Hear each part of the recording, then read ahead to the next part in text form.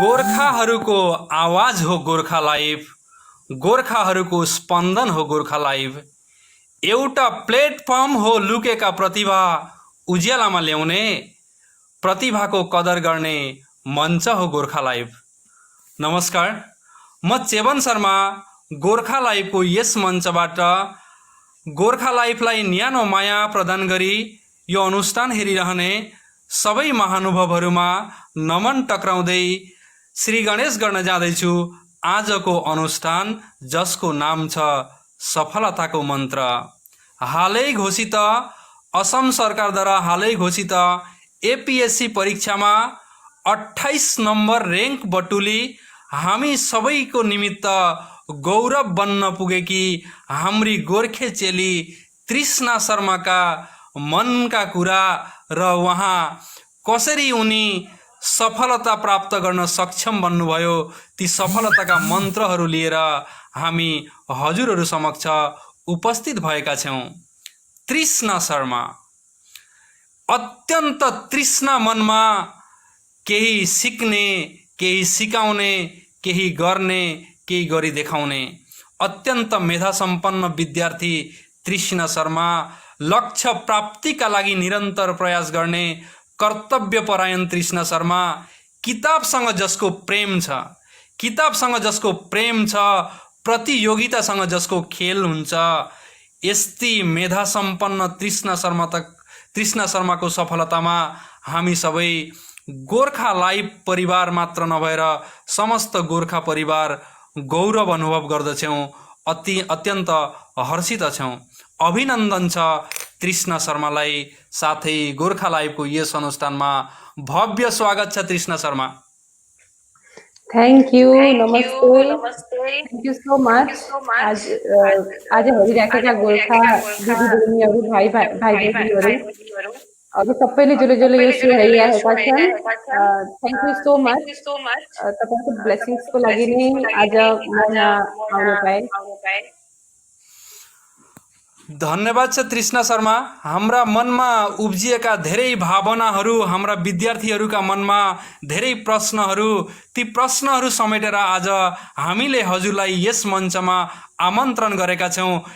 एकजना अत्यन्त मेधा सम्पन्न विद्यार्थी तृष्णा शर्मा, जसले 2005 मा एचएसएलसी, 7 मा एचएस कटन महाविद्यालयबाट, त्यहाँ पछि विनेश्वर ब्रह्म इन्जिनियरिङ कलेज कोक्राझारबाट इलेक्ट्रिकल इन्जिनियरिङ मास्टर डिग्री पनि बिजनेस एमबीए पनि 2015-17 सनमा गरेकी यस्ती विद्यार्थी अहिले तो मात्र नभएर एपीएससी जस्तो एउटा कठिन परीक्षामा सफल बन्ने चेलीलाई हाम्रो मञ्चमा पाउनु हाम्रो लागि सौभाग्यको कुरो हो।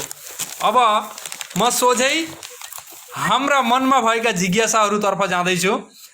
तृष्णा शर्मा हामीले नाम मात्र सुनेका छौँ, हजुरको बारेमा हामीले त्यति धेरै जानेका छैनौँ। हजुरका मुखारबिन्दबाटै हामी सुन्न चाहन्छौँ हजुरका बारे केही मनका कुराहरू, आफ्ना बारेमा केही भन्नुहोस् तृष्णा शर्मा। हजुर, मेरो नाम तृष्णा शर्मा हो। अरू मैले इन्जिनियरिङ गरेँ 2014 मा विनेश्वर ब्रह्म इन्जिनियरिङ कलेज कोक्राझारबाट। अनि त्यसपछि मैले 6 महिना जति एउटा कन्ट्र्याक्चुअल नोकरी गरेको थिएँ नुमलीगढ रिफाइनरीमा। अनि त्यो इलेक्ट्रिकल इन्जिनियरिङको स्ट्रिममै थियो। त्यसपछि मैले एमबीए गर्छु भनेर सोचेँ। I have to study masters गर्नको लागि म फेरि एमबीए गर्नको लागि आएँ। अनि त्यसपछि त्यहाँ पछि मलाई एडमिनिस्ट्रेसन लाइनमा अलिकति इन्ट्रेस्ट जागो। अनि त्यसपछि त्यहाँको प्लेसमेन्ट मैले एमबीएमा प्लेसमेन्ट पाएपछि पनि म त्यो चाहिँ मेरो बेसी इन्क्लिनेसन भएन त्यतातिर। म यतातिर नै एडमिनिस्ट्रेसन लाइनमै गर्न थालेँ। अनि मैले 2018 बाट यो प्रिपरेसन स्टार्ट गरेको यसको। अनि 2018 मै मेरो फर्स्ट एटेम्प्ट थियो एपीएससी को। अनि बाई गड्स ग्रेस फर्स्ट एटेम्प्टमै मेरो क्लियर भयो। अनि मेरो अप्सनल सब्जेक्ट्स थिए पोलिटिकल साइन्स र एजुकेसन। अनि त्यस्तै नै हो। घरमा म ठुली छोरी हो। मेरो तल बहिनी अरू भाइ छन्। अनि मेरो आमा बाबा, म तिनीहरू चाहिँ गुवाहाटीमै बस्छु।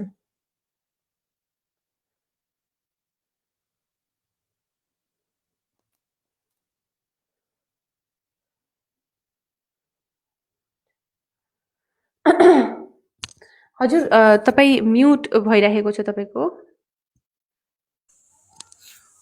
हजुरका मुखारबिन्दबाट धेरै कुरा हामीले जान्न पायौँ, खुसी लाग्यो हजुरका बारेमा जानेर। अब म सोझै हामीसँग भएका केही जिज्ञासाहरू, हाम्रो यो अनुष्ठान हेरिरहने हाम्रा विद्यार्थीगण, धेरै महानुभावहरू पनि हजुरबाट धेरै प्रश्नहरूको उत्तर चाहनुहुन्छ। उहाँहरूका जिज्ञासा, मेरा मनमा भएका जिज्ञासा, ती हजुरका समक्ष म राख्दैछु। मेरो आजको प्रथम जिज्ञासा, एपीएससी परीक्षाको रिजल्ट दियो, हजुरले 28 नम्बर र्याङ्क हासिल गर्न सक्षम हुनुभयो, कति खुसी हुनुहुन्छ?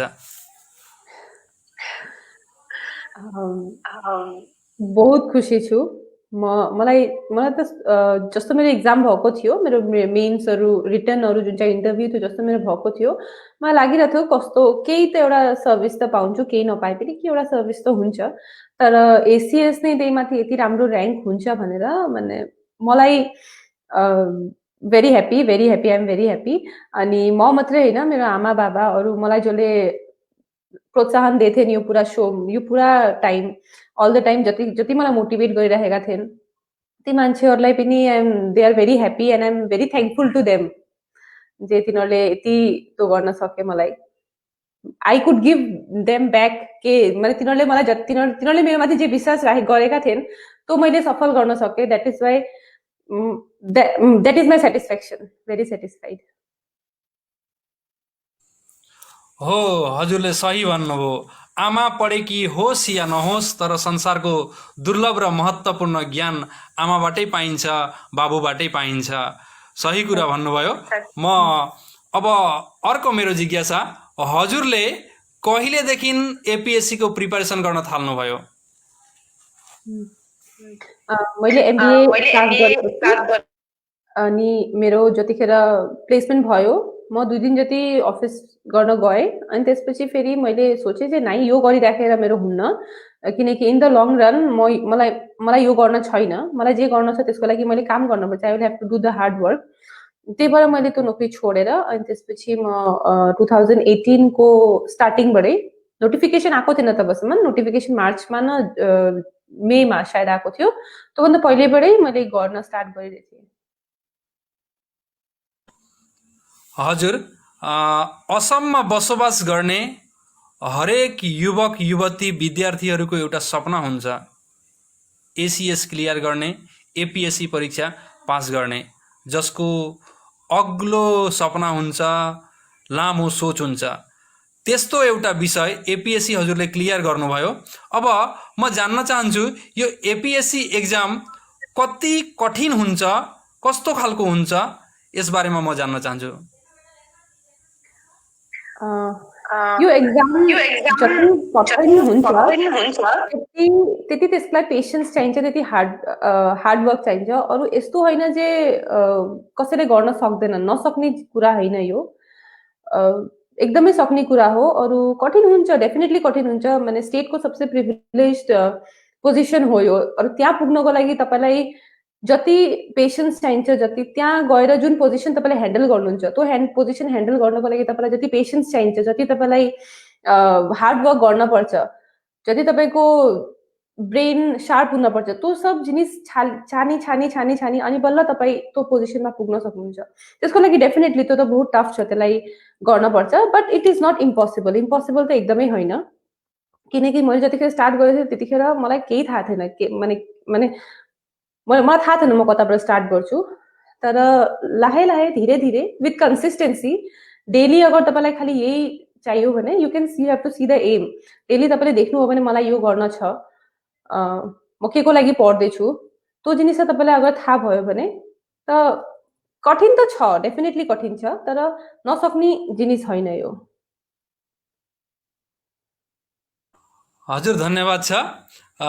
यस्तो कठिन एउटा मुकाम पनि हजुरले हासिल गर्नुभयो। हजुरले अझै यस्ता धेरै मुकाम हासिल गर्नुहुन्छ र आगामी दिनहरूमा आफ्नो कर्ममा व्रती भएर आफ्नो कर्मलाई पूजा गर्दै हजुरले अझै धेरै मुकाम हासिल गर्नुहुन्छ। हामी हजुरका नामहरू न्युज पेपरका पन्नामा, टिभीमा पोजिटिभ न्युजका आकारमा हेर्न पाउँछौँ भन्ने हामी कामना गर्दछौँ। अब म अर्को विषयतर्फ जाँदैछु।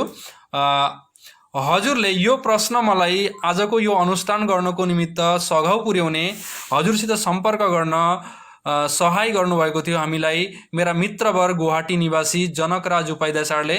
म सरसित हजुर कृतज्ञता आभार प्रकट गर्दछु। सरले नै यो प्रश्न पठाउनु भएको थियो।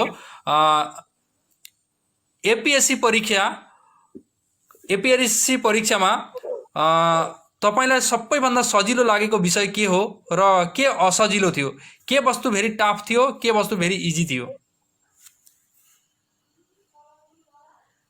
एज इन माने सब्जेक्ट कुन टपिक सोध्नु भएको? अच्छा, टपिक एज इन जुन चाहिँ सबसे इजी थियो मेरो हिसाबले एजुकेसन मलाई इजी लागेको थियो, किनकि त्यो बहुत हाम्रो रिलेटिभ माने हामीले रिलेट गरेर पढ्न सक्छौँ त्यसलाई। अरू त्यसलाई हामीले आफ्नो आफू जेहेतु एजुकेसन लाइनमा छौँ, अरू म स्पेसली जुन चाहिँ म टिचर गर्थेँ, त मलाई त्यो जिनिस चाहिँ बहुत इजी लाग्थ्यो।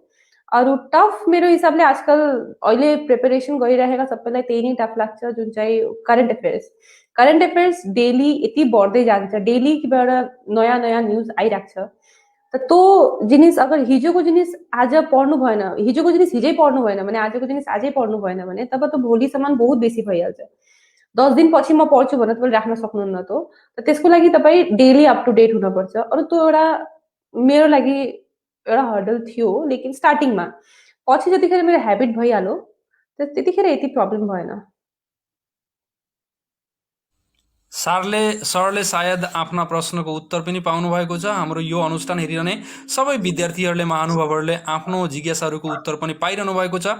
हो, सही भन्नुभयो तृष्णाज्यू, हजुरले समयको सदुपयोग गरेर हामी अघि बढ्यौँ भने हामीलाई कसैले रोक्न सक्दैन, हामीलाई कसैले छेक्न सक्दैन। जीवनको एक क्षण करोडौँ पैसा दिएर पनि कहिले किन्न पाइँदैन। सही भन्नुभयो। अब म अर्को प्रसङ्गमा जाँदैछु। हजुरले यो एपिएससी परीक्षा क्लियर गर्नको निमित्त कोचिङ गर्नुभएको थियो कि थिएन? कस्तो प्रकारको कोचिङ थियो र कोचिङले यस्ता परीक्षामा, प्रतियोगितामूलक परीक्षामा उपकृत हुनको निमित्त, पास गर्नको निमित्त कसरी सघाउ पुर्याउँछ? हजुर, मैले कोचिङ लिएको थिएँ। मैले पोलिटिकल साइन्सको लागि कोचिङ लिएको थिएँ। एकजना सर हुनुहुन्छ, Chakrapani Bora sir, and I am very oblige to the teacher. तिनीसित मेरो कन्ट्याक्ट भयो जतिखेर मैले एउटा मक टेस्ट दिन गएको थिएँ प्रिलिम्सको लागि। त्यतिखेर म त्यो सरको सेन्टरमा गएको थिएँ। त्यतिखेर सरले मलाई भन्नुभयो जे यसरी पढ्नुपर्छ, यसरी गाइडेन्स दिनुपर्छ, यस्तै माने म फर्स्ट टाइम गएको स्टुडेन्टलाई सरले यति राम्रोसित गाइड गर्नुभयो। त I could not stop myself from अझै मलाई उनीसित गाइडेन्स लिन मन लाग्यो। त्यही भएर म लाहे सरको त्यहाँ अझै जान थालेँ। अनि त्यसपछि मैले सोचेँ म फुल टाइम एउटा कोर्समा एनरोल गर्छु त्यसमा। अनि प्रिलिम्समा मैले सरसित गरेँ पोलिटिकल साइन्सको कोचिङ। अनि कोचिङ मेरो हिसाबले, तपाईँको नेक्स्ट क्वेसन थियो कोचिङ कति इम्पोर्टेन्ट छ। मेरो हिसाबले कोचिङ इम्पोर्टेन्ट हो, किनकि मेरो लागि, किनकि म एउटा इन्जिनियरिङको ब्याकग्राउन्डको स्टुडेन्ट हो। अरू मलाई पोलिटिकल साइन्सको कुरा केही थाहा थिएन। अपार्ट फ्रम द बुक्स, बुक्सको नाम जुन चाहिँ मैले युट्युबबाट वा नेटबाट पढेको थिएँ, ती बुक्सको नाम, अरू बुक्सभित्र के छ ती सब मलाई नलेज मलाई थिएन। त मैले कुन बुक पढ्नुपर्छ, कतिखेर के गर्नुपर्छ, कुन चाहिँ एमसिक्यू अब्जेक्टिभ क्वेसन्सहरू पहिला सल्भ गर्नुपर्छ, पछि गर्नुपर्छ, त्यो पुरा एउटा आइडिया भएको मान्छे जतिखेर मैले पाएँ, आई कुड नट लिभ हिम। तिनीसित सरसित मैले कन्ट्याक्ट बनाइराखेँ। अनि सर मलाई जहिले पनि प्रब्लम हुन्थ्यो, मेन्स आन्सर राइटिङमा पनि मेरो जतिखेर प्रब्लम हुन्थ्यो, म सरसित जान्थेँ। यो आन्सर चेक गरिदिनु सर भन्दाखेरि सर बहुत नम्र हुनुहुन्थ्यो। सरले आन्सर चेक गरिदिनुहुन्थ्यो, के प्रब्लम छ छैन मलाई राम्रोसित भनिदिनुहुन्थ्यो, कसरी इम्प्रुभ गर्न सकिन्थ्यो सबै भनिदिनुहुन्थ्यो।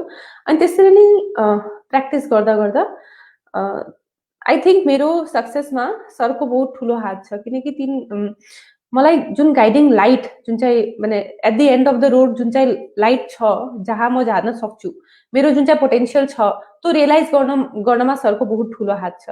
त मेरो हिसाबले त्यो जिनिस चाहिँ हर बच्चालाई थाहा हुन्न। अरू हर बच्चाले त्यो जिनिस कसैले थाहा गराइदिन पनि सक्दैनन्, जे तिम्रो माथि यति पोटेन्सियल छ, तिमी गर। त्यो जिनिस चाहिँ भन्ने एकजना मान्छे भयो भने त मेरो हिसाबले जर्नी चाहिँ बहुत इजी हुन्छ, अरू बहुत इजी त हुन्न, म भन्दिनँ इजी हुन्छ, तर जुन चाहिँ हर्डल्सहरू हुन्छ ती पास गर्नको लागि बहुत सुविधाजनक भइहाल्छ। धन्यवाद छ तृष्णा शर्माज्यू। हजुरबाट धेरै कुरा हामी सिकिरहेका छौँ, जानिरहेका छौँ। अझै यस्ता धेरै जिज्ञासाहरू छन्। हजुरले भन्नुभयो सङ्ग्राम गर्न कहिले छोड्नु हुँदैन। हो, सही कुरो भन्नुभयो। जीवनमा दुःखको अन्त हुन्छ, तर सङ्ग्रामको अन्त कहिल्यै हुँदैन। सङ्ग्राम गर्न, आफ्नो कर्म गर्नलाई कहिल्यै पनि कसैले पनि छोड्नु हुँदैन। अब म अर्को जिज्ञासामा जाँदैछु। हजुरले जब अध्ययन गर्दै हुनुहुन्थ्यो, अध्ययन समापन भएपछि व्यक्तिगत खण्डका आफ्ना टाउकामाथि प्रेसर भएका जब गर्दै गर्दै अध्ययन सकिसक्नुभयो, तर व्यक्तिगत खण्डका विभिन्न कामहरूमा आफूले जोइन गर्नुभयो। त्यस्तो प्रेसरका बिचमा आफ्नो अध्ययन र कर्मक्षेत्र सबैलाई मेन्टेन गरेर हजुरले कसरी सफलता प्राप्त गर्नुभयो? पढ्ने समय कसरी मिलाउनुहुन्थ्यो? पढ्ने समय अब मैले ट्युसन पढाउँथेँ, मैले भनिनँ होला स्टार्टिङमा, तर मैले म्याथ्सको र साइन्सको ट्युसन पढाउँथेँ बच्चाहरूलाई। तो मैले अर्को फुल टाइम जब गर्न सक्थेँ, तर मैले त्यो जब मैले ट्युसन गराउने प्रेफरेबल त्यही भएर सोचेँ किनकि मलाई टाइम चाहिन्थ्यो। अरू त्यही हिसाबले अरू मलाई टाइम त चाहिन्थ्यो एउटा हातमा, अनि अन दि अदर साइड मलाई यस्तो पनि चाहिन्थ्यो जे मलाई घरमा माग्न नपरोस् र म केही त गरिराख्न सकौँ। सो द्याट मलाई एउटा ब्याकअप प्लान थियो जे मलाई एपिएससी नभए भने पनि म एटलिस्ट एउटा एस्टाब्लिस्ड टिचर हुन सकौँ म्याथ्सको वा साइन्सको। त त्यही भएर मैले एउटा दुइटा गरेर कोचिङ गर्थेँ, गराउँथेँ पनि, स्टुडेन्ट्सहरूलाई पढाउँथेँ, बच्चाहरूलाई। त त्यो पढाउँदाखेरि नै यता अरू पढाउँदाखेरि एउटा बहुत राम्रो जिनिस के हुन्छ, तपाईँको त्यो पढ्नेसित इन्ट्रेस्ट एउटा बन्दै जान्छ। तपाईँ जतिखेर पढाउनुहुन्छ पनि तपाईँको बहुत नलेज गेन पनि हुन्छ। तपाईँ बच्चाहरूसित बात गर्नुहुन्छ, अरू बच्चाहरूको इनोसेन्ट क्वेसन्सहरूले मलाई बहुत मोटिभेट गर्छन्। यो प्रब्लम छ, यो छैन, बच्चाहरूसित बात गरेर मलाई बहुत राम्रो लाग्छ। अरू त्यही भएर मैले त्यो पनि गर्थेँ। अरू त्यो एउटा मेरो सेन्स अफ मोटिभेसन पनि थियो, किनकि मेरो मलाई बाहिर जान पाउँथेँ। त्यतिखेर म बाहिर गएर कोचिङमा पढ्न पाउँथेँ, मान्छेहरूसित मिल्न पाउँथेँ। त्यतिखेर के हुन्छ, एउटा माइन्ड फ्रेस हुन्छ। अरू कमिङ ब्याक टु स्टडिज म त्यतिखेर आफ्नो त्यसमा बेसी फोकस हुन सक्छु چې मलाई यो गर्न छ, त्यही भएर मलाई एपिएससी आई निड द पोजिसन। त्यही भएर मलाई आई गेट मोटिभेटेड। त फोकस जतिखेर करेक्ट रहन्छ त्यतिखेर जे पनि जिनिसमा तपाईँले पोजिटिभिटी अभियसली खोजेर ल्याउनै सक्नुहुन्छ। When you have that mentality जे मलाई यही गर्न छ, त्यही भएर तपाईँ त्यो गर्नको लागि एभ्रिथिङ त्यो बनिहाल्छ आफै। त्यो तपाईँको अन्दर त्यो शक्ति आइहाल्छ जे म गर्छु, अरू यसरी गर्छु, त्यसरी गर्छु। Everything comes from within. त्यो विश्वास जतिखेर हुन्छ। जब आफ्ना मुटुमा विश्वास र साहस हुन्छ, त्यतिखेर त्यो विश्वास र मुटुमा भएको साहसलाई कसैले पनि रोक्न सक्दैन। सही कुरा भन्नुभयो। आफूले आफ्नो लक्ष्य हेरेर अर्जुनले जसरी एउटा माछाको आँखामा तीर हान्नको लागि मात्र माछाको आँखोलाई हेर्नु भएको थियो, त्यसै गरी आफ्नो लक्ष्यलाई मात्र हेरेर आफूले अध्ययन गर्यो भने अवश्य लक्ष्य प्राप्त हुन्छ। हजुरले सही कुरा भन्नुभयो। साथै यहाँ हाम्रा धेरैजना आजको यस अनुष्ठान हेरिरहने हाम्रा दर्शकबाट एउटा जिज्ञासा आएको छ कि हजुर कतिखेर अनि कति समय अध्ययन गर्नुहुन्थ्यो एपिएससीको लागि? कति समय, अब मैले फुल टाइम एपिएससी को लागि नै प्रिपरेसनको लागि राखेको थिएँ, लेकिन अनफर्चुनेटली घरमा यस्तो प्रब्लम भइहाल्यो जे मलाई ट्युसन्स गर्न पर्ने भयो। कति समय त्यसको अलावा मैले जति पनि टाइम पाउँथेँ I use to utilize it maximum. जहिले म टाइम पाएँ भने मैले नेटमा पढ्थेँ, इन्टरनेटमा पनि करेन्ट अफेयर्स पढिहाले पनि हुन्छ, त्यो दिनको जुन चाहिँ टाइममा गरे पनि हुन्छ। अनि त्यसपछि यस्तो होइन چې तपाईँ टेबलमा बसेर नै तपाईँ प्रिपरेसन गर्नुपर्छ, तपाईँ हिँडिराख्दाखेरि पनि तपाईँले पढिराख्न सक्नुहुन्छ। त त्यस्तो टाइम केही छैन त्यस्तो मैले प्रिपरेसन गर्ने। कति घन्टा पढ्नुहुन्थ्यो, जति सक्नुहुन्छ, जतिखेर पोसिबल छ तपाईँको पढ्ने त्यतिखेर नै पढे हुन्छ। मनले जतिखेर पढौँ पढौँ भनेर भन्दछ त्यतिखेरै तपाईँ पढ्नुहुन्थ्यो, समयको सदुपयोग गर्नुहुन्थ्यो, कुनै समयलाई पनि खेर हाल्नुहुन्थ्यो। त्यसैले गर्दाखेरि तपाईँ आज सक्षम बन्नुभएको छ। अब म अर्को प्रसङ्गमा जाँदैछु। हजुरले एपिएससी जुन क्लियर गर्नुभयो, यसमा प्रिपेरेसन गर्ने बखतमा हजुरले कुन कुन तरिकाका कस्ता कस्ता खालका पुस्तकहरू पढ्नुभएको थियो? हाम्रो यो अनुष्ठान हेरिरहने विद्यार्थीहरूलाई लाभदायक हुन्छ। हजुरले ती पुस्तकहरू, हजुरले पढेका पुस्तकहरूका नाम पनि भनिदिनु पर्यो। हजुर, म पहिला जेनरल स्टडिजको लागि भन्छु। जेनरल स्टडिज सबैलाई चाहिन्छ जेहेतु।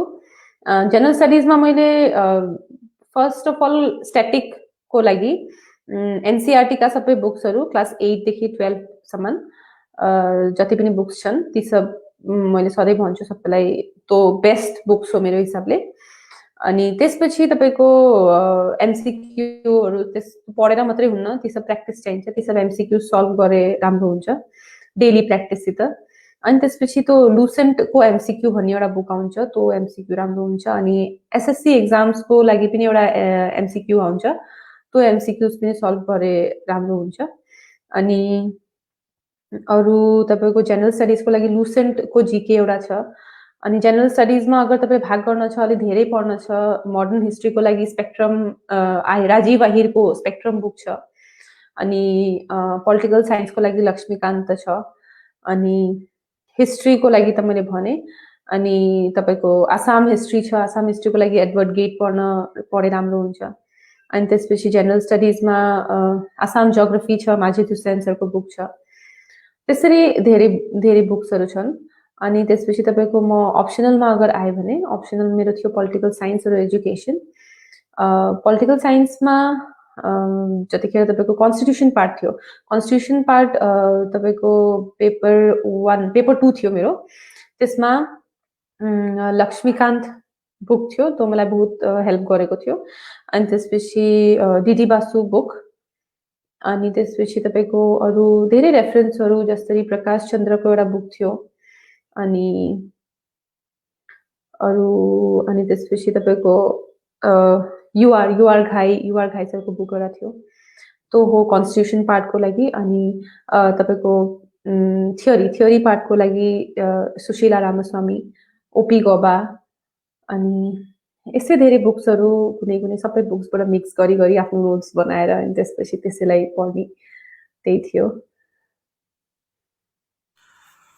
हजुर, सुन्दर तरिकाले हजुरले उत्तर दिनुभयो। हिजो हाम्रो यस मञ्चमा हामीले एपिएससीमा 39 नम्बर र्याङ्क प्राप्त गर्ने पवन कुमार उपाध्याय सरलाई पनि निम्ताएका थियौँ र यही प्रश्न उहाँलाई पनि सोधेका थियौँ। उहाँले पनि तपाईँले भनेसरी यिनै पुस्तकहरूका नाम उहाँले पनि भन्नुभएको थियो। लुसेन्टको जीके, लुसेन्टको एमसीक्यू, स्पेक्ट्रम, उहाँले थप बुकमा कम्पिटिटिभ सक्सेस रिभ्यू, तपाईँको क्रोनिकलको पनि कुरो गर्नुभएको थियो, साथै इयर बुकको पनि कुरो गर्नुभएको थियो, एडवर्ड गेटको आसाम हिस्ट्रीको कुरो पनि उहाँले गर्नुभएको थियो।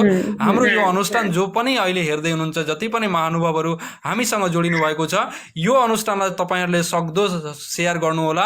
हाम्रा उठिआएका युवा प्रजन्म जुन छन्, एपिएससी युपिएससी परीक्षाको लागि आग्रह गर्ने जुन पनि विद्यार्थीहरू छन्, उनीहरूको लागि पनि यो अनुष्ठान धेरै लाभदायक हुन्छ भन्ने म आशा गर्दछु। यी पुस्तकहरू पढ्नका साथसाथै अरू पनि धेरै समयका अन्तरालपछि आउँदो समयहरूमा अरू पनि पुस्तक निस्किन्छन्। सोसियल मिडियाले पनि धेरै सहाय गर्दछ, युट्युबबाट पनि धेरै कुराहरू सिक्न पाइन्छ। ती चिजहरूलाई पनि आफूले अध्ययन गरेर अघि बढे निश्चय सफलता हासिल गर्न सकिन्छ। म अब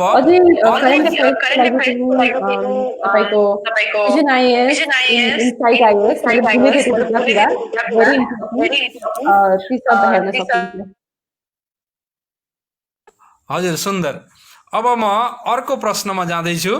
विद्यार्थीहरूले हाई स्कुल पढ्दै गर्ने जुन मेट्रिक परीक्षा दिने जुन विद्यार्थीहरू हुन्छन्, ती विद्यार्थीहरूले या हायर सेकेन्डरी दिने विद्यार्थीहरूले कहिलेदेखि प्रिपेरेसन गर्दाखेरि सजिलै तरिकाले एपिएससी परीक्षामा उत्तीर्ण हुन सक्छन् भन्ने तपाईँका मनमा सोच आउँछ? अब हामी जतिखेर साना बच्चा हुन्छौँ त्यतिखेर त हामीलाई एसिएस, मलाई स्पेसली मलाई थाहा थिएन एसिएस के हो के होइन। तब जबबाट मलाई चेतना जागो जे के हो यो नोकरी कसरी हुन्छ तबबाट अलिअलि इन्ट्रेस्ट चाहिँ त्यतिखेरसम्म त थियो तर प्रिपरेसन जुन चाहिँ फुल टाइम प्रिपरेसन हो मेरो स्टार्ट मैले भन्न खोज्छु चाहिँ जतिखेर एउटा नोटिफिकेसन दिन्छ if you really want to go for it तब सपोज 2020मा नोटिफिकेसन दिन्छ मार्चमा मेमा सपोज जुनमा नोटिफिकेसन दियो अब हाम्रो रिजल्ट दियो त अब नयाँ प्रिलिम्सको एक्जाम हुन्छ नोटिफिकेसन दियो त्यसको 1 वर्ष मेरो हिसाबले काफी हुन्छ प्रिपरेसन गर्नको लागि थ्रु आउट धन्यवाद छ तृष्णाज्यू। अब म अर्को प्रसङ्गमा जान्छु। हाम्रो एपिएससीको जुन रिजल्ट घोषणा गर्यो त्यो रिजल्टमा हेर्दाखेरि समग्रमा हेर्दाखेरि मेलको तुलनामा फिमेलका नम्बर बहुत कम्ती छन्। अब मेरो जिज्ञासा म हजुरबाट जान्न चाहन्छु, प्रतियोगितामूलक परीक्षामा हाम्रा विशेष गरी गोर्खा नारीहरू एकेबारे कम्ती परीक्षा लेख्ने र कम सङ्ख्यामा उत्तीर्ण हुने देखिन्छ।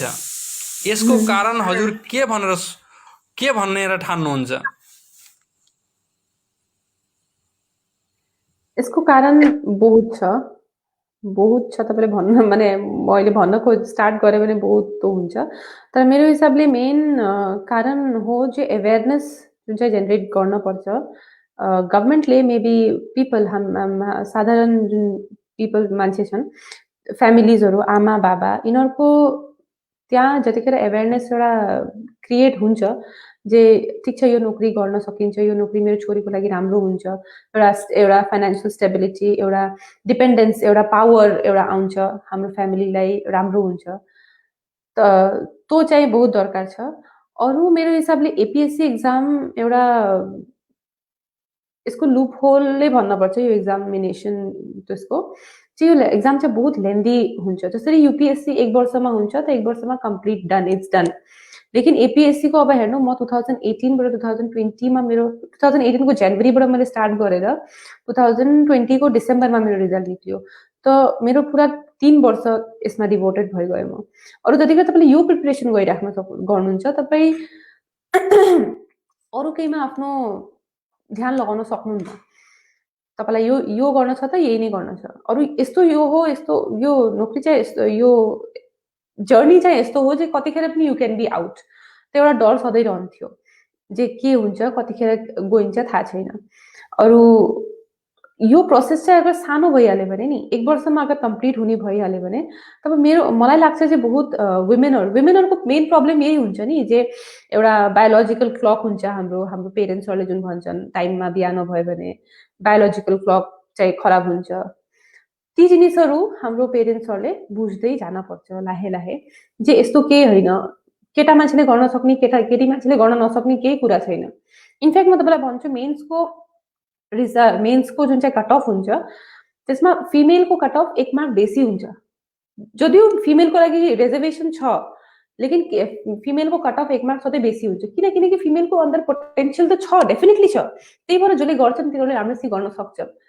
तर के हुन्छ हाम्रो गोर्खालीहरूले नेपालीहरूले के गर्छन् भने हाम्रो जुन चाहिँ पुरानो सेन्टिमेन्ट एउटा छ 22 वर्षमा 25 वर्षमा बिहा गर्दिनी अनि त्यसपछि जाओ आफ्नो घर सम्हालो यसब गर्न पर्दैन बा ती सबबाट हामी बहुत अहिले त बहुत अपग्रेड हुँदैछौँ डेफिनेटली त्यही भएर म यहाँ छु नभए म हुन्थिन होला।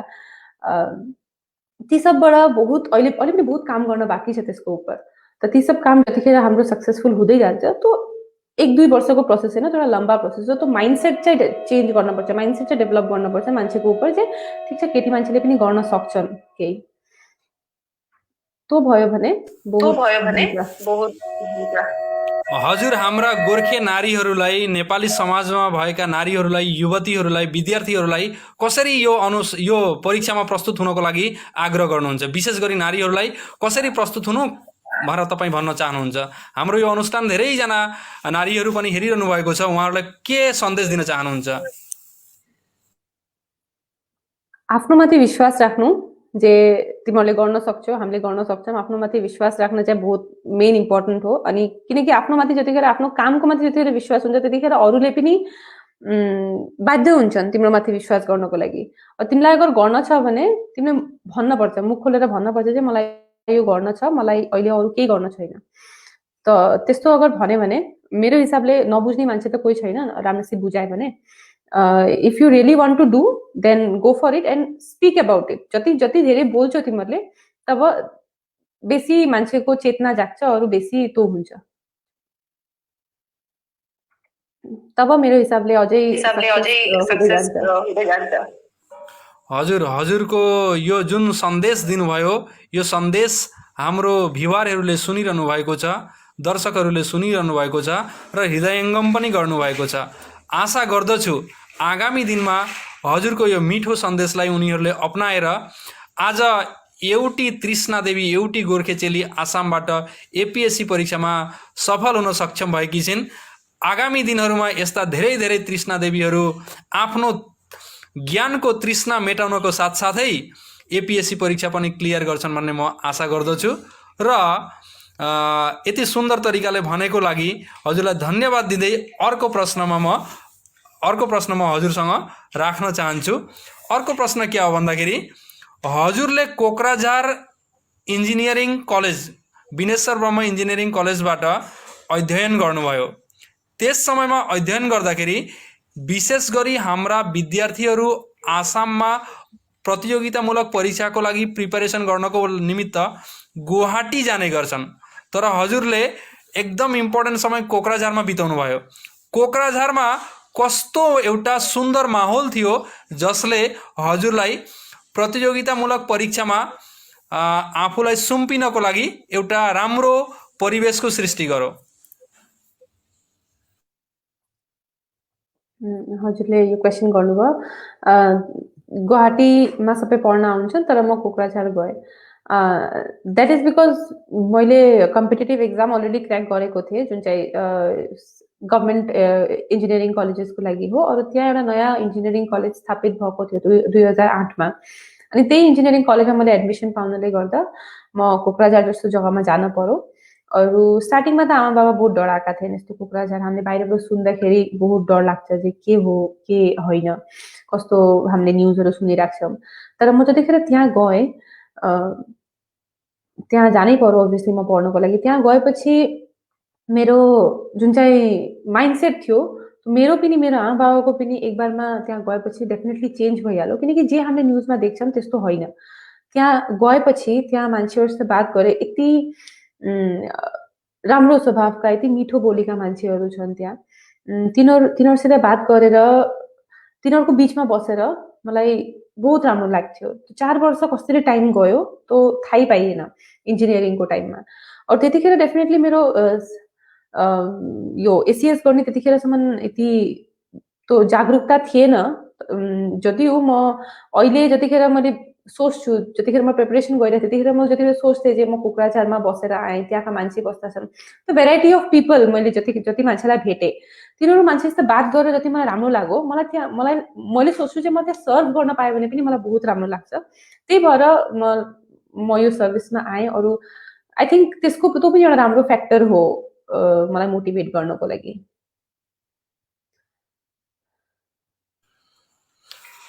हजुर कोक्राझार एउटा सुन्दर ठाउँ सुन्दर वातावरण र सुन्दर मन भएका सुन्दर व्यक्तिहरूको एउटा बसोबास गर्ने थली हो हजुरले त्यहाँ पढ्न पाउनु त्यहाँका मानिसहरूसँग मिल्न सक्नु एउटा मिलनसार हजुरको मन भएर मात्रै त्यहाँ मिल्न सक्नुभयो र त्यहाँबाट प्रेरित भएर हजुरले यो परीक्षामा सफल बन्न सक्षम हुनुभयो र हजुरको जुन आग्रह छ त्यहाँ काम गर्ने समयमा सायदै हजुरले त्यहाँ पनि काम गर्ने आग्रह हजुरको पुरा हुन्छ हजुर अघि बढेर जानुहोस् काम गर्दै जानुहोस् अब म अर्को जिज्ञासातर्फ जाँदैछु यो जिज्ञासा धेरै हाम्रा आज कमेन्ट धेरैले गरेर यो जिज्ञासा सोध्नु राख्नु भएको छ तपाईले विस्तृत तरिकाले हजुरले यो भनिदिनु होला हजुरको एपीएससी को जुन इन्टरभ्यू थियो त्यो इन्टरभ्यू कस्तो खालको थियो इन्टरभ्यूमा हजुरलाई कस्ता खालका प्रश्नहरू सोधियो र उत्तर कसरी दिनुभयो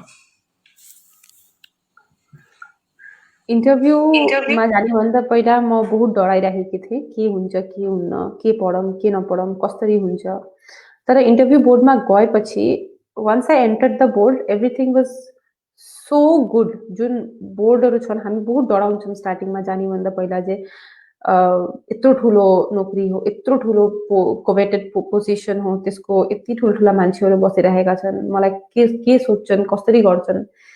तर बिलिभ मी म आफै यति डराइरहेकी थिएँ, लेकिन त्यहाँ पस्ने बित्तिकै those people they made me so comfortable. Maybe मेरो फेसमा थाहा पाइएको थियो چې म नर्भस छु। त मलाई आएँ म त्यहाँ पसेपछि मलाई आरामसे बात गरेँ। मेरो म के गर्थेँ के गर्थिनँ सब सोधेँ। मेरो चेयरम्यान बोर्ड थियो, चेयरम्यान सर हुनुहुन्थ्यो त्यहाँ, अरू बाँकी 2 जना थिइन्। तब त्यहाँ मलाई फर्स्टमा मेरो क्वेसन थियो, जेहेतु म इन्जिनियरिङ मेरो नोकरी एनआरएलमा थियो, त एनआरएलको उपर मलाई क्वेसन सोधेका थिए, जुन नतुन प्रोस्पेक्ट्सहरू के छन् ती सब क्वेसनहरू सोधेका छन्। अनि त्यसपछि मेरो डाइरेक्टली चेन्ज भयो। वुमेन, जेहेतु म वुमेन हो, त वुमेन एम्पावरमेन्ट रुरल एरियाजमा कसरी म सर्भ गर्छु, कसरी म बस्छु, त्यो सबको उपर मेरो क्वेसन्स आएको थियो। अनि त्यसपछि त्यो टाइममा लकडाउन भएको थियो, लकडाउन जस्ट खतम भएको थियो। अनि यो कोरोनाको लागि बहुत, यो पेन्डेमिकको लागि बहुत मान्छे फर्केर आएका थिएन। जेहेतु म एमबिए हो ह्युमन रिसोर्सेसमा, त्यही भएर मलाई त्यो क्वेसन सोधेका थिए कि जो मान्छे फर्केर आए तिनीहरूलाई हामीले कसरी एकोमोडेट गर्ने, कसरी के गर्ने। अनि त्यसपछि मेरो के क्वेसन आयो, आत्मनिर्भर भारत, त्यसैले रिलेटेड थियो। आत्मनिर्भर भारतको क्वेसन थियो। आत्मनिर्भर आसामको क्वेसन थियो, कसरी गर्ने के गर्ने। जेहेतु हामीले आसाममा सर्भ गर्छौँ, त हामीले आसामको आत्मनिर्भर हुने प्लान्स गर्नुपर्छ। अनि त्यस्तै त्यस्तै खालको क्वेसनहरूमा एउटा क्वेसन पछि अर्को क्वेसन, एउटा क्वेसन पछि अर्को क्वेसन, मैले जे गरेको थिएँ मैले तिनीहरूलाई भन्दै गएँ। It was kind of a very cordial discussion जस्तो गएको थियो। एउटा क्वेसन पछि अर्को क्वेसन, यस्तो होइन जे उताबाट सब क्वेसन्स बम्बार्ड भइरहेको छ, मैले के जाने कि छैन, त्यस्तो होइन। मैले नजानेको क्वेसन्सहरू पनि थियो। अरू आई एपोलोजाइज, बहुत सिली क्वेसन्स मैले जानेको थिइनँ। म कोक्राझारमा पढेको भएर पनि मलाई सोधेका थिइन् चाहिँ, अरू म पोलिटिकल साइन्स मेरो ब्याकग्राउन्ड थियो, त्यही भएर मलाई सोधेका थिइन् बिटिसीमा कतिवटा सिट्स हुन्छन्, कन्स्टिट्युएन्सीजहरू कतिवटा हुन्छन्। त मलाई त्यो मुहुर्तमा मलाई याद आएन, अरू मैले भन्न सकिनँ। तो बहुत सिली क्वेसन छ, मलाई लाग्छ चाहिँ म बहुत सिली क्वेसन मैले सकिनँ। अरू पछि मलाई बहुत पछतावा भयो थियो चाहिँ मलाई यो जानेर पनि मलाई त्यतिखेर आएन क्वेसन। तर मैले आरामसे भने जे मलाई अहिले याद आएको छैन, म सक्दिनँ भन्न। डेफिनेटली त्यो क्वेसन याद नआउन सक्छ, it's not a big deal. यति जिनिस तपाईँले पढेर जानुहोस्, कोही जिनिस तपाईँको दिमागबाट निक्लिन सक्छ। यति everything, you are not a super human, you are a human न, एउटा रोबोट होइन जे तपाईँको पुरा इन्फर्मेसन सबै भित्र हुन्छ। त it's very natural to forget. अरू फर्गेट गरेपछि त एपोलोजाइज गरेर सरी मलाई थाहा छैन, म जान्दिनँ भनेर भन्ने चाहिँ तिनीहरूले खोज्छन्।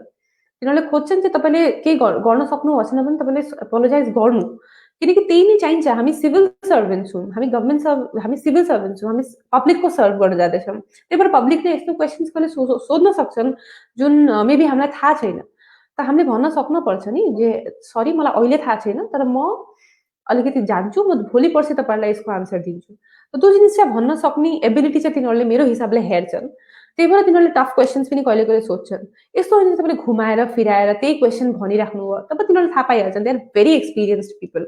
तिनीहरूले एभ्री डे इन्टरभ्यू लिन्छन्, त तपाईँले तिनीहरूलाई कहिले पनि छल गर्न सक्नुहुन्न तिनीहरूसित। त it's better to be your real self. अरू जति तपाईँले सक्नुहुन्छ आफ्नो बेस्ट दिने कोसिस गर्नु। Don't be fake self, be your real self. त्यही म भन्न खोज्छु। बहुत बहुत धन्यवाद। सुन्दर तरिकाले हजुरले यसलाई विस्तृत तरिकाले यहाँ उल्लेख गर्नुभयो। हाम्रा यो अनुष्ठान हेरिरहने सबै दर्शक श्रोताले पनि यो कुरालाई हृदयङ्गम गर्ने समय आएको छ। हाम्रा रेवती रमन सरले यहाँ लेख्नु भएको छ कि बहिनीले भनिरहेका कुरालाई हामीले सुन्नु पर्दछ र आफ्ना काममा त्यसलाई नियोग गर्नुपर्दछ भनेर भन्नुभएको छ। सरलाई धेरै धेरै धन्यवाद। यहाँ तिलक छेत्रीले पनि एउटा जिज्ञासा राख्नु भएको छ। उहाँको जिज्ञासा छ, मैले यो प्रश्न हिजो पवन कुमार उपाध्याय सरलाई सोधिसकेको थिएँ, त्यसैले मैले तृष्णा देवीलाई यो प्रश्न राखेको थिइनँ। मेइन्स एक्जामको बारेमा अलिकति भनिदिए राम्रो हुन्थ्यो भन्नुभयो। मेइन्स एक्जाम कस्तो खालको हुन्छ, कतिवटा पेपर हुन्छन्, त्यहाँ आफूले चुज गरेका सब्जेक्ट कतिवटा हुन्छन्, यसलाई विस्तृत रूपमा हजुरले भनिदिनुहुन्छ भन्ने आग्रह गर्दछु। तृष्णा देवी। अहिले त मैले जतिखेर एक्जाम दिएको थिएँ त्यतिखेर 2टा अप्सनल सब्जेक्ट्स हुन्थ्यो। दुईटा अप्सनल सब्जेक्ट्सको दुईटा दुईटा पेपर 1 और पेपर 2 फर अप्सनल 1 और पेपर 1 और पेपर 2 फर अप्सनल 2। त टोटल 4वटा अप्सनल पेपर्स थिए। एउटा जीएस को पेपर थियो 300 मार्क्स को और एउटा इंग्लिश को पेपर थियो 300 मार्क्स को। तो total marks for the examination 1400 हुन्छ और टोटल पेपर्स तपाईको 4 5 6 वटा हुन्छ। 6 वटा हुन्छ। 3 आवर्स को एउटा पेपर हुन्छ। अरू अप्सनल्सहरु 200 मार्क्स गरेर हुन्छ। अरू मेन्स जीएस और इंग्लिश 300 मार्क्स गरेर हुन्छ। त ती हुन्छन्। अनि त्यसपछि जतिखेर मैले प्रिपरेसन गरेको थिएँ, मेरो पोलिटिकल साइन्सहरु एजुकेसन थियो। अभियसली मेन्समा त notes making is very essential मेरो हिसाबले। Notes making and notes practising. त नोट्स बनाउन जति डिफिकल्ट छ यो तपाईँले सोच्न पर्दैन जे यो म नोट्स बनाउँछु, पढ्छु अनि बल्ल मैले मक टेस्ट दिन्छु। मेरो हिसाबले मेन तो यही हो जे तपाईँले आजैबाटै लेख्न स्टार्ट गर्नु न। तपाईँको स्टार्टिङमा त कहिले राम्रो हुन्न, नेभर। तपाईँ थोरै न तपाईँ सबै जानेर आउनुभएको छ, त्यसो त कहिले होइन नि। तपाईँ लाहे लाहे पढ्दै जानुहुन्छ अनि लाहे लाहे त्यतिखेर सिक्नुहुन्छ। तपाईँले आफै हेर्नुहुन्छ तपाईँको फर्स्ट, मैले आफै हेर्छु, आज पनि हेर्छु, मेरो फर्स्ट जुन चाहिँ मैले आन्सर लेखेको थिएँ त्यसको क्वालिटी अरू आज मैले माने एक्जाममा मैले जुन चाहिँ आन्सर लेखेर आएँ त्यसको क्वालिटी वास्ट डिफरेन्स। त त्यो आफै आफै पढ्दा पढ्दै नै हुन्छ। त्यही भएर मेन्समा answer writing is very essential. यो होइन आन्सर रटिङ होइन, आन्सर रोट गर्ने चाहिँ एसेन्शियल होइन, आन्सर राइटिङ इज एसेन्शियल हो। त मेरो हिसाबले आन्सर सबै बुक्सहरुबाट निकालेर एउटा एक्जस्टिभ नोट एउटा बनाउनु आफ्नो ल्याङ्ग्वेजमा आफ्नो हिसाबले त्यो लेखेर अनि त्यसपछि त्यसैलाई अझै फेरि रिफाइन गरी गरी गरी गरी अनि त्यसपछि फाइनली जुन चाहिँ प्रोडक्ट आउँछ द्याट विल बी मार्भलस अभियसली। धन्यवाद छ। हाम्रा दर्शक श्रोताले जुन जिज्ञासाहरू राख्नु हुँदैछ ती जिज्ञासाहरू हजुरहरूका मेटिँदैछन् भन्ने म आशा गर्दछु। अब म अर्को जिज्ञासामा जाँदैछु। यो एपिएससी एक्जाम क्र्याक गर्नको निमित्त एकाडेमिक एक्सिलेन्स कति जरुरी हुन्छ?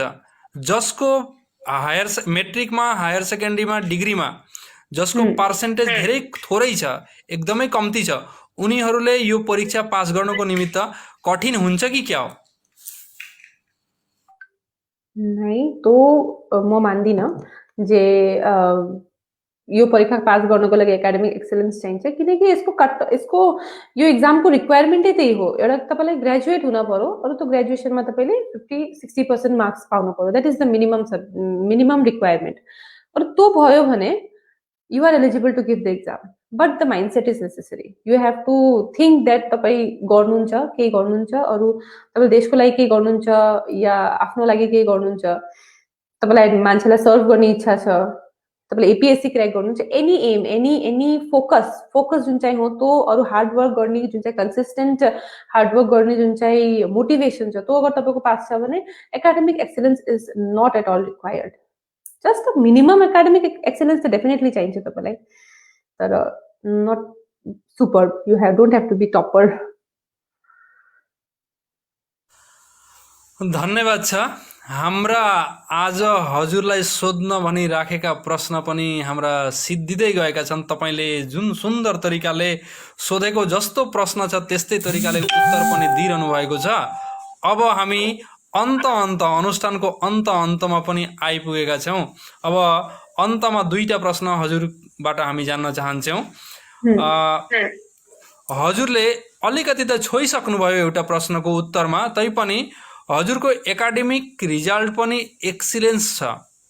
हजुरले यो एपिएससी एक्जामको लागि विशेष गरी तयारी गर्दाखेरि कुन तरिकाले पढ्नुहुन्थ्यो, कुन तरिकाले लेख्नुहुन्थ्यो, नोटहरू कसरी बनाउनुहुन्थ्यो, त्यो बारे हामी जान्न चाहन्छौँ। नोट्स बनाउनको लागि स्टार्टिङबाटै हाम्रो एउटा ग्रुप थियो, स्टडी ग्रुप एउटा थियो। हाम्रो 3-4 जना स्टुडेन्ट्सहरूको फ्रेन्ड्सहरूको ग्रुप थियो जसले हामी बसेर नोट्स बनाउँथ्यौँ। फर नोट मेकिङ मैले भन्दैछु। तो टपिक्स हामी सबै बस्थ्यौँ बिहान 9 बजेबाट बेलुका 4 बजेसम्म बस्थ्यौँ एकसाथ। लन्च पनि हामीले एकसाथ नै गर्थ्यौँ। त्यसरी बसेर हामीले नोट्स बनाउँथ्यौँ, एक दुसरेलाई हेल्प गर्थ्यौँ। यो तिम्रो गलत छ, यो मेरो सही छ, यसरी गरौँ, यसरी लेखे राम्रो हुन्छ कि। जब 2-3टा दिमाग जतिखेर मिल्छन् अभियसली त आन्सर तपाईँको एक्लै भन्दा बहुत राम्रो हुन्छ। लाहे लाहे त्यो जिनिस चाहिँ तपाईँको इम्प्रुभ हुँदै जान्छ। अरू पढ्छन्, सबै पढ्ने खालका मान्छे हुन्छन् त्यहाँ, सबैको एउटै माइन्डसेट हुन्छ द्याट हामीलाई यो नोकरी चाहिन्छ, त्यही भएर सबैले आफ्नो बेस्ट दिन खोज्छन्। त मेरो हिसाबले मेरो लागि ग्रुप स्टडी जुन चाहिँ मैले गर्थेँ त्यो मेरो लागि बहुत हेल्पफुल रह्यो। एक दुसरालाई मोटिभेट गर्नको लागि, नोट्स लेख्नको लागि। नोट्स हामीले लेख्थ्यौँ, एउटा टपिकको लागि एउटा नोट्स लेख्थ्यौँ अनि त्यसपछि माने एउटा च्याप्टर वाइज हामीले नोट्स लेख्दै गयौँ प्रिभियस इयर क्वेसन्सहरूको। अनि त्यसपछि लास्टमा आफ्नो आफ्नो हिसाबले त्यसलाई मोडिफाई गर्दै गयौँ। अनि त्यसपछि यो त मेन्सको लागि थियो। अनि त्यसपछि लास्टमा हामीले के गरेको थियौँ, I think that work like magic. जे हामी 3-4 जना थियौँ, त हामीले के गर्थ्यौँ, मैले 10वटा क्वेसन लेखेँ, क्वेसन्स दिन्छु मेरो साथीलाई, उसले मलाई 10वटा क्वेसन्स दिन्छ पढ्नको लागि, माने सल्भ गर्नको लागि, लास्ट डेजमाहरू सल्भ गर्नको लागि। त्यो चाहिँ अरू एउटा टाइम फ्रेम हुन्थ्यो। 100 मार्क्सको लागि हामीले 1 आवर दिन्थ्यौँ। त्यो टाइम फ्रेममा हामीले क्वेसन्सहरू सल्भ गर्न कोसिस गर्थ्यौँ। त त्यो मेरो हिसाबले बहुत हेल्पफुल भयो हाम्रो स्पिडहरू ह्यान्ड राइटिङ प्रपर गर्नको लागि। त्यो पनि बहुत एसेन्सियल हुन्छ, किनकि अब तपाईँले राम्रोसँग लेख्नुभएको छ लेकिन तपाईँको ह्यान्ड राइटिङ अगर एक्जामिनरले बुझेन भने त त्यसको केही फाइदा छैन। त्यही भएर त्यो हामीले गर्थ्यौँ। अरू त्यसपछि यो त मेन्सको लागि थियो। मेन्सको लागि मेरो हिसाबले यति नै मेरो लागि काम गरेको थियो, सफिसियन्ट थियो। अरू प्रिलिम्सको लागि हामीले अब्जेक्टिभ सल्भ गर्थ्यौँ, जति सक्छौँ रिभिजन गर्थ्यौँ। जति सक्छौँ रिभिजन इज द मन्त्र फर द एन्टायर कोर्स, किनकि 1.5 वर्ष 2 वर्ष तपाईँले गर्नुहुन्छ कि तपाईँले सेम जिनिस नै पढि नै राख्नु पर्यो, रिभिजन नै गर्नु पर्यो, नभए भुलिन्छ। अरू भुलिने you can't afford to forget anything, everything has to be at your finger tips. त सब जिनिस हामीले याद गर्थ्यौँ, याद गरेर एमसिक्यू सल्भ गर्थ्यौँ। एमसिक्यू सल्भ गऱ्यो भने तपाईँको याद मेरो हिसाबले धेरै रहन्छ। त त्यही नै हो एमसिक्यू सल्भ गर्ने फर प्रिलिम्स अनि मेन्समा नोट मेकिङ।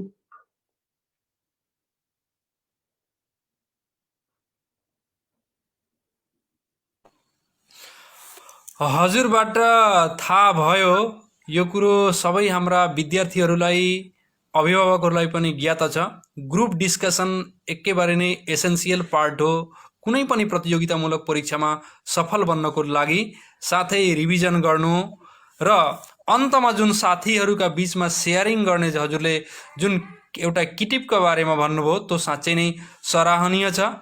हाम्रा एकाडेमिक माने विद्यार्थीहरू जुन पढ्दैछन् अहिले हायर सेकेन्ड्रीको निमित्त कलेजमा पढ्दै गर्ने विद्यार्थीहरूले पनि आफ्ना नोट्सहरू सेयरिङ गरेर मित्रहरूलाई आफ्ना प्रश्न दिएर उनीहरूबाट पनि प्रश्न लिएर त्यस्तै उनीहरूले प्रयास गरे भने निश्चय सफलता हासिल गर्न सक्षम हुन्छन् भन्ने मलाई लाग्दछ। हाम्रा विद्यार्थीहरूले साहस र हिम्मत गर्नलाई चाहिँ छोड्नु हुँदैन। साहस र हिम्मत यसरी गरून् कि डरले पनि डर खाओस्। अब अर्को एउटा यहाँ हाम्रा श्रोताबाट एउटा प्रश्न आएको छ, दर्शकबाट एउटा प्रश्न आएको छ। प्रश्न मैले कसले गर्नुभयो मलाई त्यो थाहा भएन। प्रश्न यस प्रकारको छ कि हाम्रा गोर्खा समाजको निमित्त हजुर जब भोलि एपोइन्टमेन्ट भएर जानुहुन्छ, तपाईँ एउटा आदर्श त निश्चय हुनुहुन्छ, गोर्खा समाजको लागि के गर्ने त हजुरको परिकल्पना छ?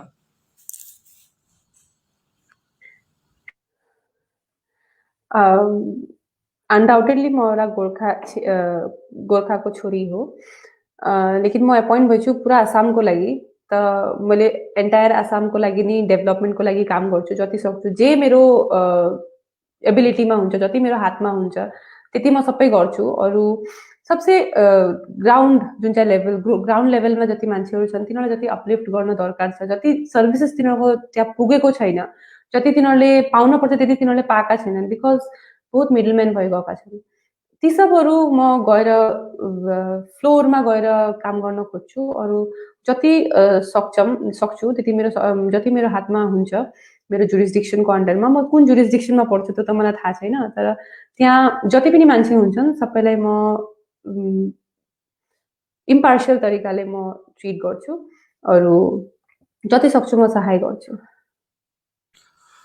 सुन्दर उत्तर दिनुभयो हजुरले। हजुरको कर्मजीवन अझ सुन्दर तरिकाले अघि बढेर जाओस्, त्यही हाम्रो तर्फबाट शुभकामना छ।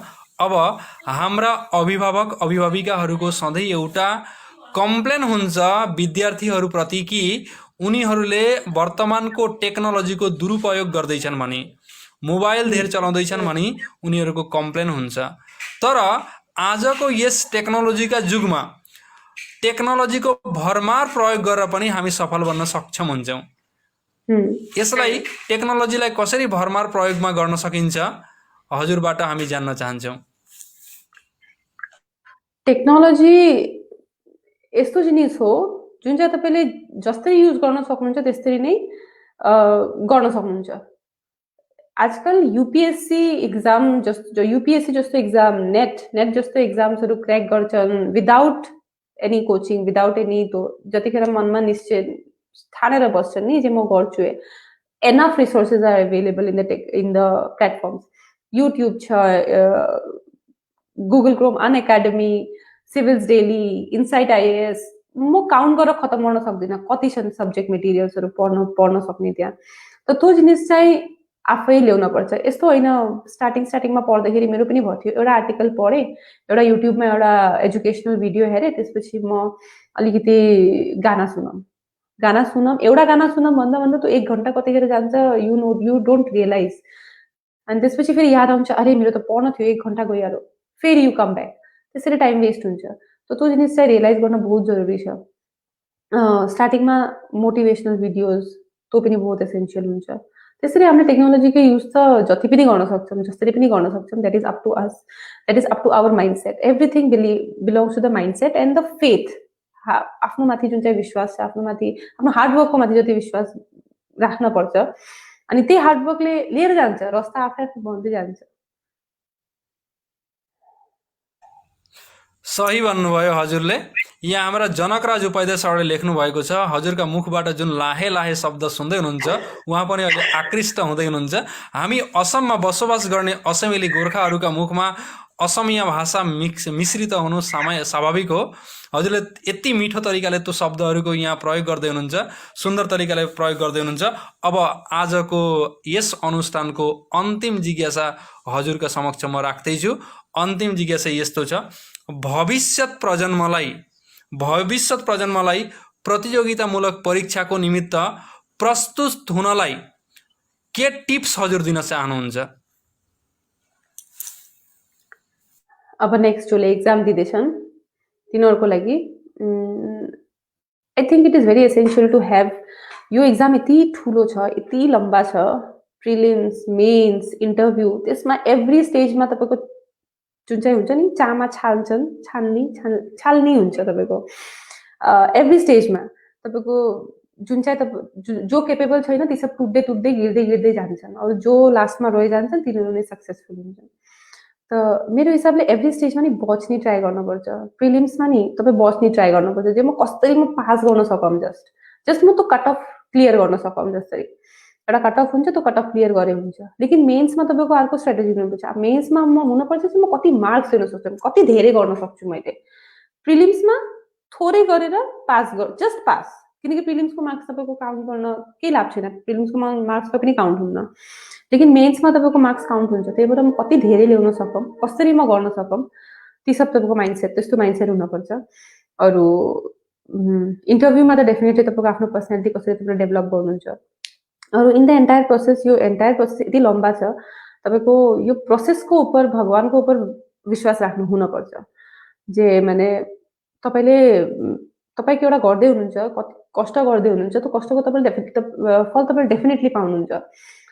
अरू एकबार तपाईँले त्यो स्टेजमा पुगिसकेपछि तपाईँले पछि घुरेर हेर्न पर्ने हुन्न।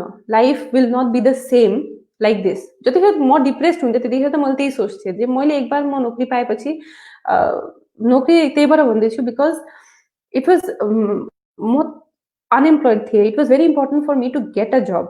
मेन इम्पोर्टेन्ट मेरो लागि त मेन एचिभमेन्ट यही हो जे आइ एम एम्प्लोइड नाउ मैले अब अरू नोकरी खोज्न पर्दैन। त्यो मेरो लागि सबसे ठुलो सफलता हो। मार्क्स एन्ड अल भइरहेको छ त्यो जिनिस चाहिँ तपाईँले राख्नुपर्छ।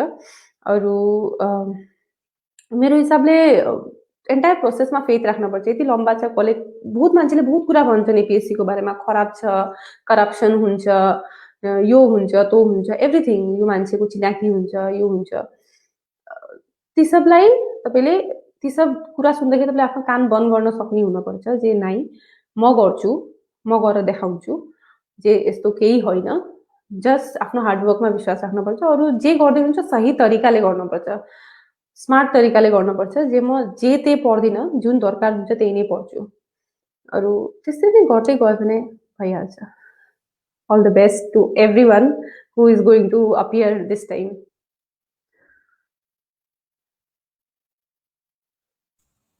हजुरले सुन्दर तरिकाले यहाँ प्रस्तुत गर्नुभयो। साँच्चै नै there is a keen competition at the bottom but always vacant at the top. So हामीले हजुरकै भाषामा म स्वर मिलाएर भन्दछु, आत्मविश्वास हराउनु हुँदैन, आफ्नो धैर्य राख्नुपर्छ, मनमा विश्वास राख्नुपर्छ, भगवानप्रति श्रेय कृतज्ञ हुनुपर्छ र हामी कहिले बहिरो कहिले अन्धो भएर अरूको कुरा नसुनी हामी अघि बढेर गयौँ भने निश्चय सफलता हासिल गर्न सक्दछौँ। हाम्रो गोर्खा लाइभको मञ्चमा आउनुभयो, यति सुन्दर सुन्दर मिठा मिठा कुराहरू भन्नुभयो। तृष्णाज्यू, हजुरको आगामी जीवन कर्ममय जीवन सुन्दर होस्, सफल बनोस्। हजुरलाई आज हामीले गोर्खे चेलीका नाताले यहाँ हाम्रो अन्तर्वार्ता लिनलाई हामीले निम्तायौँ। यसरी नै हजुरको नाम सुनाम चारैतर्फ फैलियोस्, हजुरको जगमग मगमग होस्, त्यही कामना गर्दै आजको यो अनुष्ठानबाट हामी बिदा लिन्छौँ। अब अन्तमा जान्न चाहन्छौँ हजुरलाई गोर्खा लाइभमा आएर अनुभव कस्तो भयो? यो मेरो फर्स्ट फेसबुक लाइभ हो। अभियसली मलाई बहुत राम्रो लाग्यो। एन्ड यो 1 घन्टा तपाईँले भन्नुभएको थियो 1 घन्टा कसरी जान्छ तिमीले थाहा पाउँदैनौ। साँच्चै नै भन्नुभएको थियो 1 घन्टा कसरी गयो थाहै पाइन्न बात गर्दा गर्दा। It was a very wonderful experience. अरू आई होप मैले पछि यति राम्रो काम गरौँ जे म फेरि पछि तपाईँको यहाँ लाइभ आउन सकौँ। हाम्रा यस्ता धेरै अनुष्ठानहरू भइरहन्छन्, ती अनुष्ठानहरूमा हामी हजुरलाई अवश्य सम्झिनेछौँ। त्यो समयमा पनि हामी हजुरबाट सहयोगिता पाउँछौँ भन्ने आशा गर्दै आज हामी यो अनुष्ठानबाट बिदा लिन चाहन्छौँ। शुभरात्रि। Thank you.